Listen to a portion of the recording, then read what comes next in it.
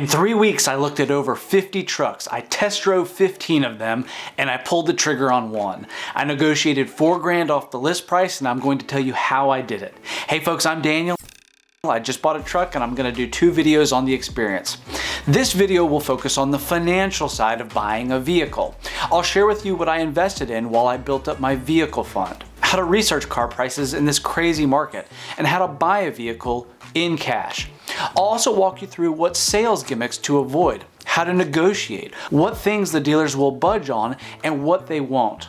Also, did you know that some dealerships actually take a personal check up to a certain dollar amount? Yep, people are still writing personal checks for cars. All that and more coming up next. So about a month ago, my 24-year-old truck, a 99 F-150 with 204,000 miles on it, just gave out on me with problem after problem.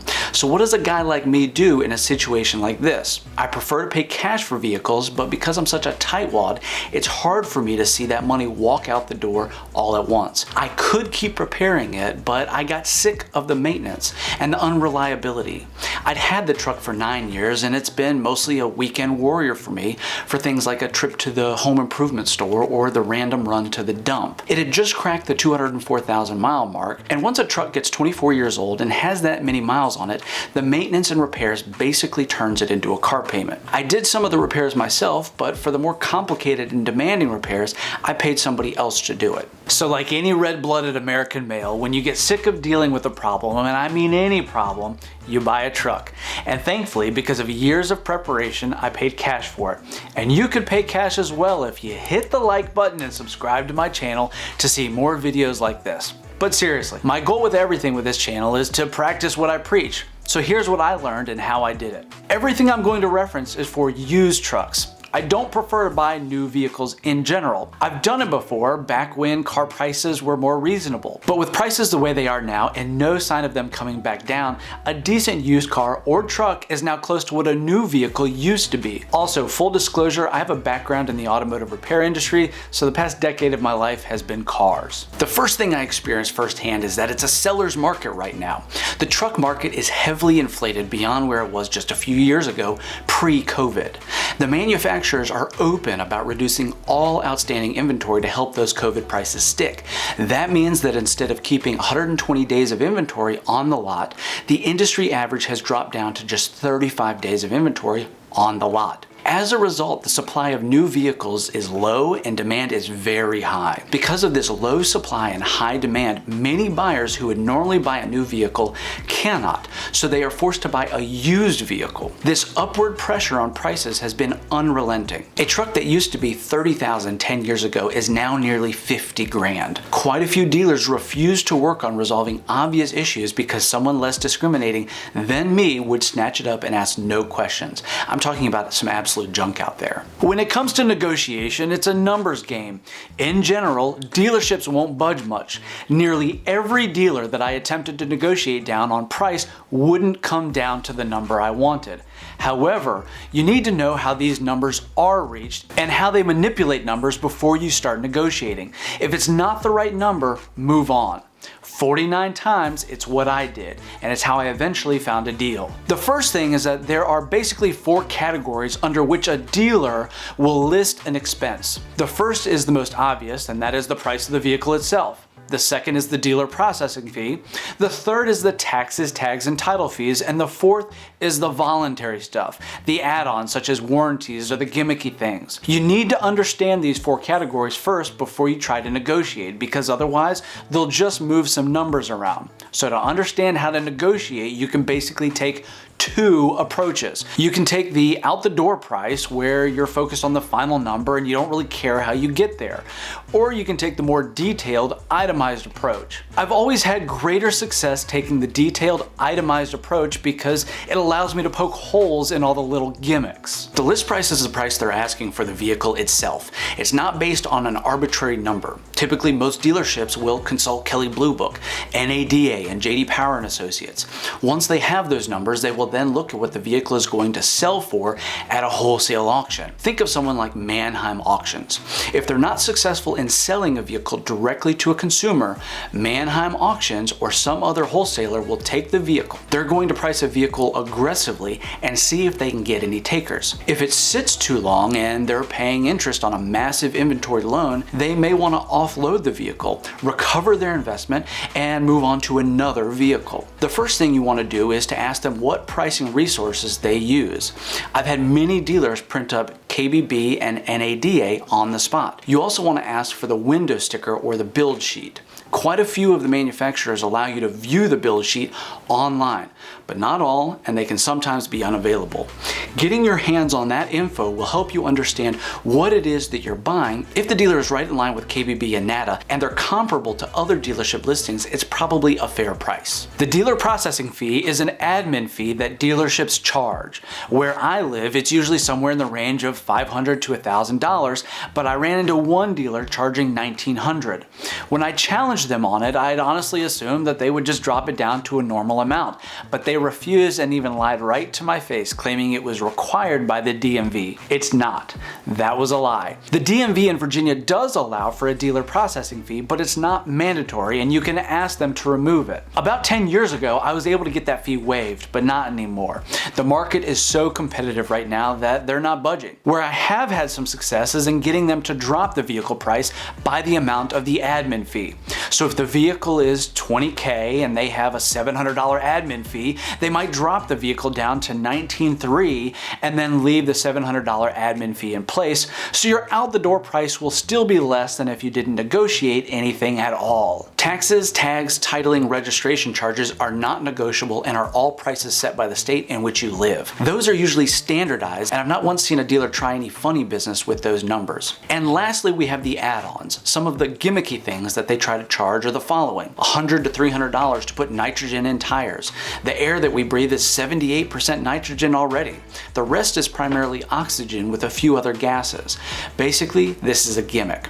There is a theory behind it, but that theory has never really been proven, and it's not practical because you have to keep filling the tires with nitrogen in order to experience the hypothetical benefit. That means you can't go to your local gas station or use your own compressor. You have to go to the dealer and give them more money. Another common one is the $300 Vin etching into the windshields or windows.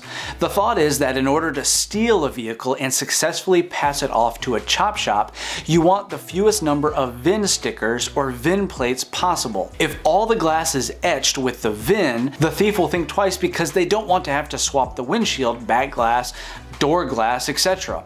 The problem with this is you can get an etching kit for $50. Statistically, there's a small chance of your vehicle being stolen. Just keep comp coverage on your vehicle and take your chances. If someone steals your vehicle, there's a good chance you're never going to see it again. If the police are able to recover it, it will most likely be abandoned, and the thief probably trashed it, smoked in it, drank in it, maybe took it for a joyride, hit a bunch of vehicles and went off-road in it, and then abandoned it once he'd had enough or got to where he needed to go. I've seen it happen more times than you'll know.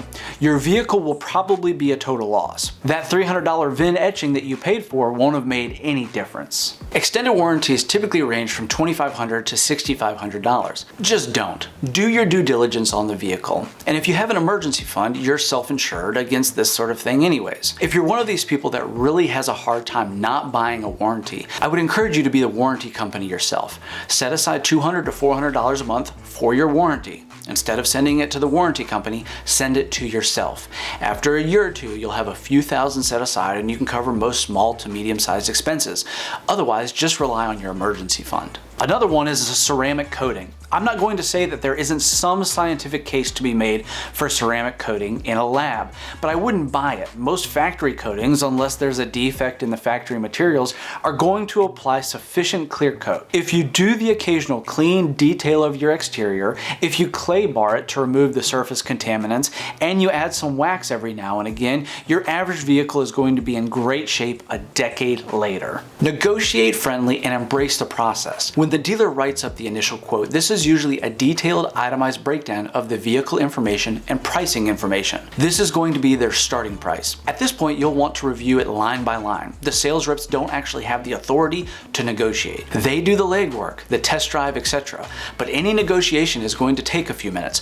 Put in writing your counter and your reasoning for it. The sales rep will go back to the sales manager and give them a few pieces of information about you that might be relevant to closing the sale. Once they had a chance to talk it over, review the information, and maybe even grab a cup of coffee, they'll eventually come back. At this point, the sales manager will come out, and they're usually extremely skilled at reading your pressure points and gauging your motivation. They may even have to do some more research. They'll double check the prices at Manheim to see how your offer compares to the wholesale auction prices. They'll look at how long the vehicle has been on the lot, and they may or may not adjust their offer. More than likely, if they're willing to come off their price, they will adjust the sales price and not the dealer processing fee. Extended warranties are usually sold at the end, so it's not something you have to worry about just yet. But they may push hard to sell you on an $800 ceramic coating, Vin etching in all the glass, or nitrogen in your tires. I'd recommend just telling them you're not interested and to remove them.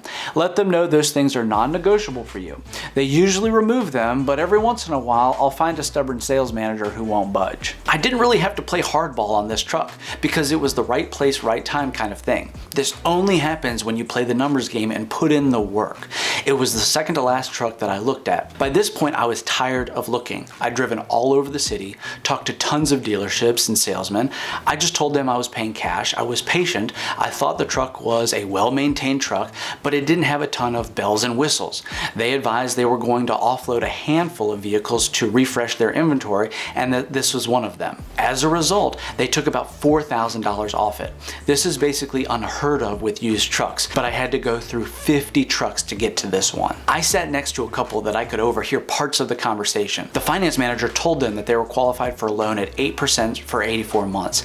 I know in my head that people do that, but it's still shocking to hear that someone is buying a depreciating asset with loan terms like that. Okay, so now that you know how the money breaks down, I'll show you how I bought a truck with cash. I had my old truck for 9 years and it got the job done, but it was not fancy. There were repairs and maintenance I had to do on it every year, and it started to add up. But because I didn't have any payments, I took that money that I saved and I put it in an account with Betterment. They don't pay me to say this, but they have this great feature where you can choose your ratio of stocks and bonds.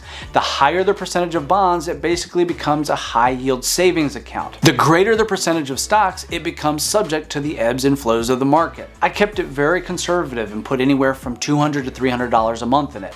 I knew I was going to upgrade my truck eventually, and I'm a patient man. I paid $4,500 cash for my '99 F-150 9 years ago, and I just sold it for $3,700. Taking what I got back on my old truck combined with the market returns and the regular monthly savings, I was able to walk out without payments and had the title arrive about 2 weeks later in the mail. Lastly, I mentioned earlier that you could buy a vehicle with a personal check. This particular dealership said a max of 25 grand and they need to run a credit check. But if you want to pay with a personal check, you can. If you're interested in the mechanics of inspecting a vehicle and determining whether it's worth further consideration, you should check out my other video. I'll include my observations of what dealers are currently doing in most markets and how to navigate the process. I'm going to try to answer questions like how to do your due diligence, how do you research, how do you try to prevent yourself from potentially getting stuck with an expensive repair or a lemon after you buy it, how do you handle the negotiation, and so much more.